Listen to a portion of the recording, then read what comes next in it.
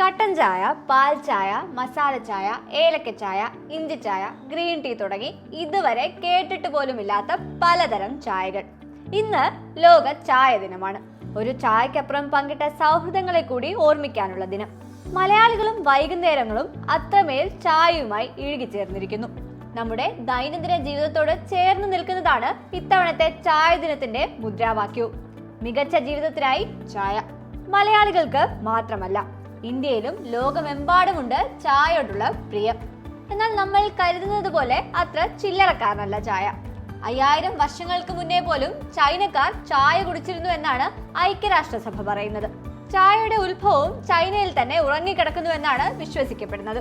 ഷെന്നും ചക്രവർത്തിയും സൈനികരും മരത്തിനടിയിൽ വിശ്രമിക്കുമ്പോൾ തിളച്ച വെള്ളമുള്ള പാത്രത്തിലേക്ക് തേയിലയുടെ ഇല കാറ്റിൽ പറന്ന് വീണപ്പോഴാണ് ഇങ്ങനെ ഒരു പാനീയം കണ്ടെത്തിയതെന്ന് വിശ്വാസം. BC 2737 മുതൽ ചൈനക്കാർ ചായ ഉപയോഗിച്ചിരുന്നത്രേ. കൊളോണിയൽ ചരിത്രം വരെ ഉറങ്ങിക്കിടപ്പുണ്ട് ഈ പാനീയത്തിന് പിന്നിൽ. തേയില ഉൽപാദനത്തിൽ ചൈനയുടെ ആധിപത്യം തകർക്കാനായാണ് ബ്രിട്ടീഷുകാർ 1824 ഇന്ത്യയിൽ തേയില കൃഷി ആരംഭിച്ചത്. പിന്നീട് അങ്ങോട്ട് ഡാർജിലിംഗ്, നീലഗിരി, അസം, കേരളം എന്നിവിടങ്ങളിലെല്ലാം ചായക്ക് പേര് കേട്ടു തുടങ്ങി.